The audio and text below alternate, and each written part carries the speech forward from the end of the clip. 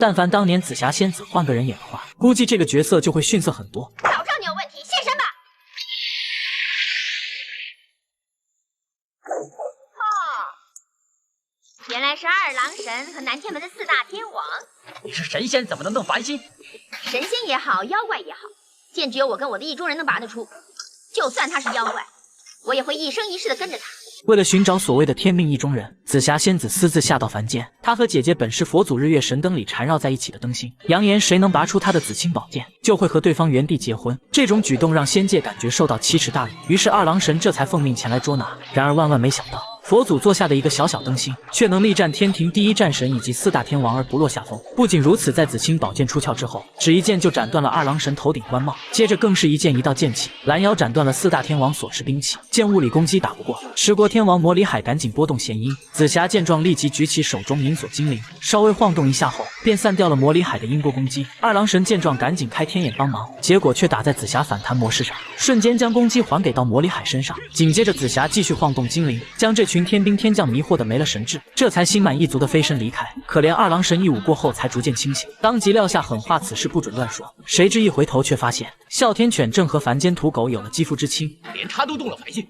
今天晚上我就杀了他打牙祭！我们早就这么想了。而不久后，紫霞仙子来到盘丝洞，在这里刚好遇到月光宝盒导航系统出错穿越过来的至尊宝。为了宣示主权，他给至尊宝脚底打了3颗痣，还将月光宝盒一并收入囊中。至尊宝看着脚底3颗痣，以及照妖镜确认他就是孙悟空的转世。可他现在要利用月光宝盒穿梭时空，去救自己的爱人白晶晶。于是他不惜半狗讨紫霞欢心，表示想借用一下月光宝盒。结果紫霞、青霞两姐妹共用一个身体，导致至尊宝数次被青霞海扁。最后至尊宝心生一计，让紫霞假死用信物去骗青霞，却意外拔出了紫青宝剑。而意中人这么突兀的出现，紫霞心里还没有做好接收准备，便与至尊宝一起来到集市。她想挑破，却不知该如何出口，灵机一动，以紫青宝剑切入话题。我的意中人在附近啊！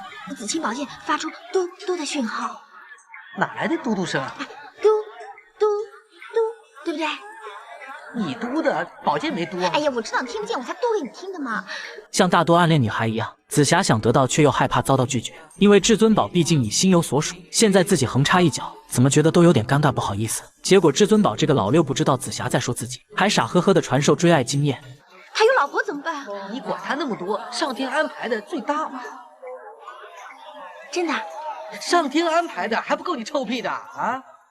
这一番草率回答，让紫霞认为至尊宝明白了自己意思，于是立马向他大胆表白，并且见至尊宝没有拒绝，还果断凑近线上少女初吻。至尊宝心里想着的是白晶晶，这才一把将紫霞推开。而刚才之所以没有拒绝，不过是想趁机拿到月光宝盒而已。接着为了让紫霞相信，还谎称对她一片真心。紫霞不信天选意中人会出现差错，索性钻进至尊宝的心里，询问椰子他主人最爱的是谁。在听到肯定答复后，紫霞留下了一件很重要的东西，决定退出成全至尊宝的爱情。就这样，表白失败的紫霞仙子黯然退场，并让至尊宝在这里等青霞出现。因为月光宝盒被他藏了起来，结果一直连续等了数晚，青霞也没有出现在这片荒漠，倒是在不远处出现了孙悟空以及唐三藏和观音菩萨。孙悟空，你这个畜生，你为了跟牛魔王的妹妹居然把你师傅唐三藏做贺礼，你还抢了紫霞仙子的月光宝，还约了妖魔鬼怪一起吃唐僧肉，你认不认错？原来紫霞因为动了凡心，导致战斗力大打折扣，才让孙悟空轻松抢走了月光宝盒。对此毫不知情的至尊宝还想着浑水摸鱼顺走月光宝盒。可唐三藏这个老六不仅口才好，身法也是飘逸的一批，在一个起跳接住月光宝盒后，就开始对孙悟空嘴炮输出。月光宝盒是宝物，乱扔它会污染环境。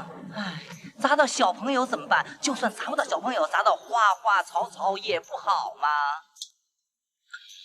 你干什么？放手！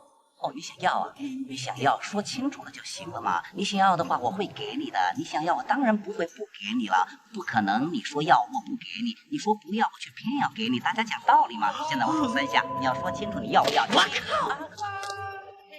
很简单的一件小事，到唐三藏这里就变成了灵魂拷问，也因此导致孙悟空每天都经历这种抓心挠肝的恶心感。可观音菩萨却认为这是大逆不道，当即将玉净瓶中的柳叶无限放大，捆住孙悟空后给收了进去。见此一幕的唐三藏赶紧求情，表示是自己管教疏忽造成，他愿意一命抵一命换徒弟一条生路。就在这时，至尊宝刚悄悄摸到月光宝盒，结果意外被唐三藏的法杖砸晕，随即月光宝盒开启，将准备牺牲自己的唐三藏传送走了。而因为至尊宝的干预，这个时空孙悟空被观音给处死后，没了500年后的轮回转世，这也是影片至尊宝穿越回过去，最后能变成孙悟空的时空逻辑。因为同一时空不能出现2个悟空，在30多年前，不得不说这种剧情真的非常超前。也因为这场意外，唐三藏掌握了月光宝盒的使用指南，如今在他手中比至尊宝玩的还溜，一会变成罗马武士，一会变成印度阿三，一会又变成埃及法师。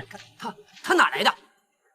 印度来的。我们明天还要赶路，你睡那边吧。哎呀，真要命，时差不对，刚刚从印度那边才睡醒。至尊宝得知月光宝盒在唐三藏手里，想尽一切办法打算将其顺走，可唐三藏却把他当成了孙悟空，是想尽办法劝他皈依后去西天取经。结果这时黑山老妖下山作祟，见他吸了刚才赶路之人阳气后，至尊宝两人立马装睡保命。随后黑山老妖径至身前，而就在其深吸一口准备吸阳气时，两人赶紧分开扭头躲避。察觉黑山老妖又凑了上来，唐三藏索性开启卖队友模式，转身捏住至尊宝的脸来抵挡伤害。没有办法，至尊宝只得大喊一声夺路而逃。唐三藏则是机智了一把，他利用月光宝盒穿越成阿三模样，还搞到了一颗土质地雷。哦，你喜欢，你拿去吧。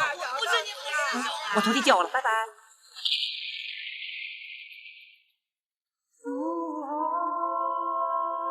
哎，我叫你不要玩火了吗？阿弥陀佛，拜。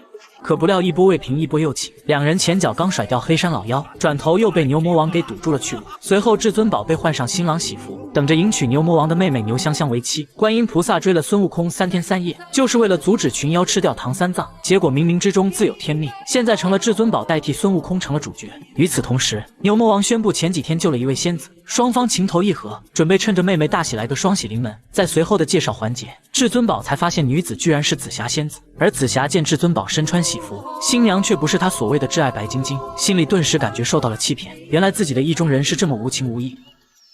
你能留在这里成亲吗？可以吧？那你家里老婆怎么办啊？你有老婆？已经离婚了。怎么我从来就没有听你说过呢？可牛魔王并没把这事放在心上，还拿出月光宝盒送给紫霞为定情信物。至尊宝见状赶紧给他使眼色，示意紫霞答应下这门婚事，丝毫不在意他会变成自己的二嫂。我反对这门亲事啊！